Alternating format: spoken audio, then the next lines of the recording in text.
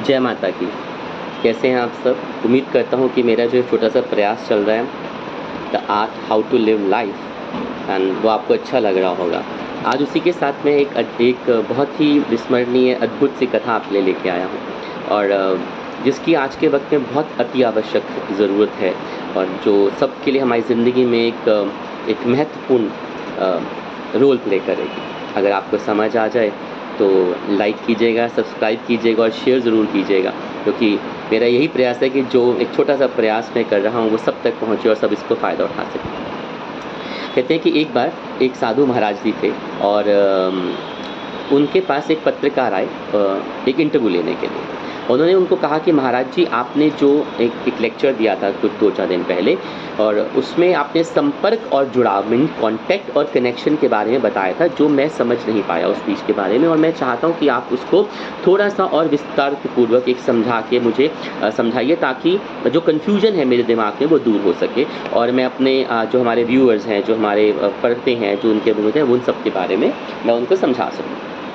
महाराज जी कहते हैं ठीक है विराजिए। महाराज जी ने उनको बहुत देखा और मुस्कुराए, बड़े प्रेम से मुस्कुराए, जैसे संत महात्माओं का एक अलग ही आभा होती है और उनको पूछते हैं कि आप विराजिए, अपना स्थान ग्रहण कीजिए। तो उनको पूछते हैं कि आप कहाँ से हैं? तो पत्रकार बोलता है कि महाराज मैं तो विदेश से हूँ, न्यूयॉर्क से आया हूँ। अरे आप न्यूयॉर्क से आए हैं? उन्होंने कहा जी हाँ। उन्होंने कहा ओहो हो, ये तो बहुत अच्छी बात है।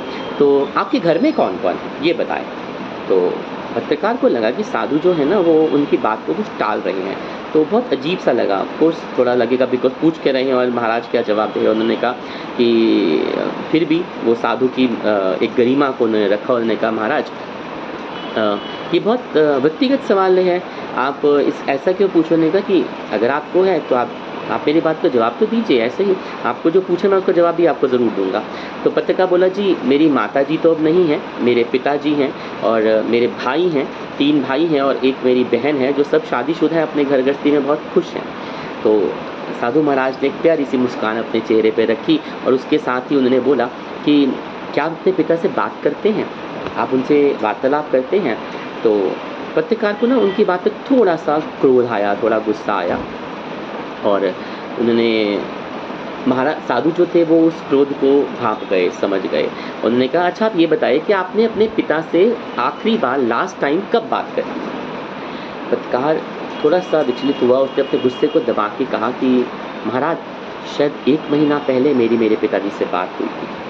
साधु ने कहा और अच्छा ठीक है। तो फिर साधु महाराज बोलते हैं कि आपने अपने भाई-बहन से तो अक्सर मिलते रहते होंगे, कब इनसे वो आखिरी मुलाकात हुई थी?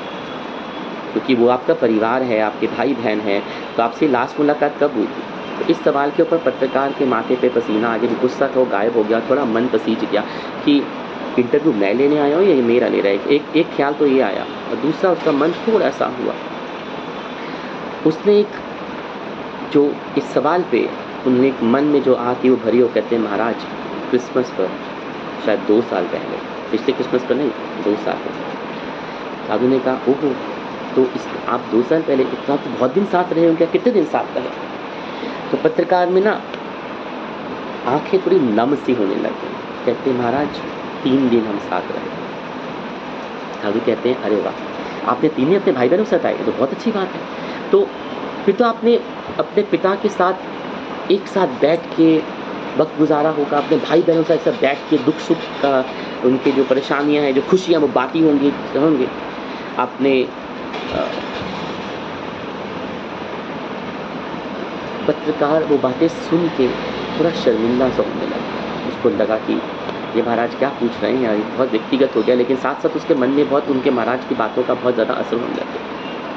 महाराज ने फिर कहा, साधु महाराज ने, अरे फिर तो आप त्योहार पे गए थे, आपने अपने साथ पिता के साथ बैठे होंगे, भाई-बहन ने लंच किया होगा, ब्रेकफ़ास्ट किया होगा, डिनर किया होगा और आपने पिताजी से बहुत सी बातें की होंगी, पिताजी आप कैसे हैं? How are you and how is your health going on? आपकी सेहत कैसी है? आपका कैसा चल रहा है? और माताजी की मृत्यु, जैसे माताजी स्वर्ग सिधार रही हैं, मृत्यु हुई, आप अपना जीवन कैसे गुज़ार रहे हैं? आपका वक़्त कैसे बीत रहा है आपके पास? साधु महाराज की बात सुन के वो पत्रकार बहुत शर्मिंदा हो गया। उसको ये बहुत खेद लगने लगा कि जो महाराज कह रहे हैं वो कहाँ है? वो कहीं मिस है। उसके दिल में चोट लगी, वो शांत हो गया। साधु महाराज ने वो सब चीज़ें भाँप ली और कहा बेटा जो तू मुझे पूछने आया था उसको ही तो बता रहा हूँ। कि ये है तेरे सवाल का जवाब।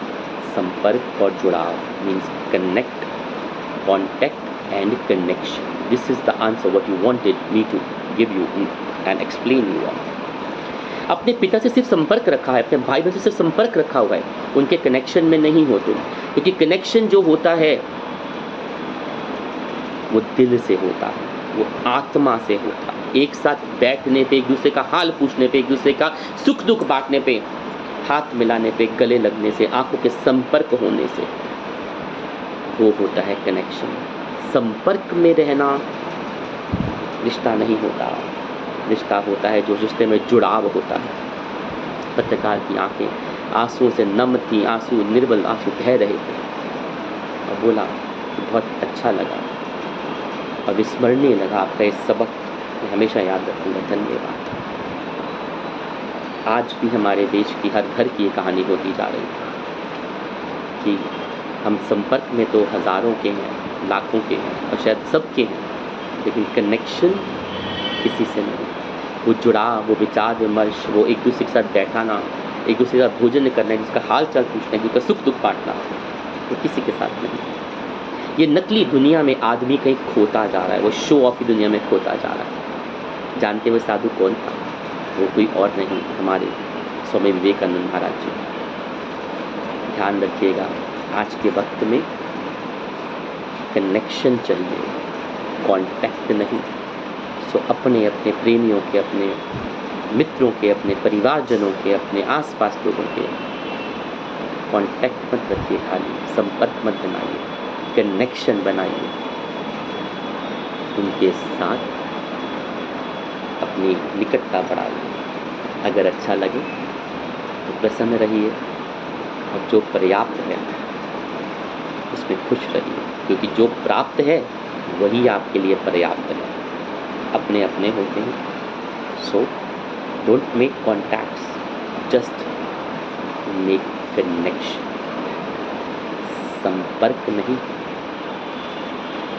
हमें वो संपर्क बनाना है, वो संबंध बनाना है, उसको सिर्फ वो जुड़ाव बनाना है, खाली उसको कॉन्टैक्ट की तरह नहीं रखना।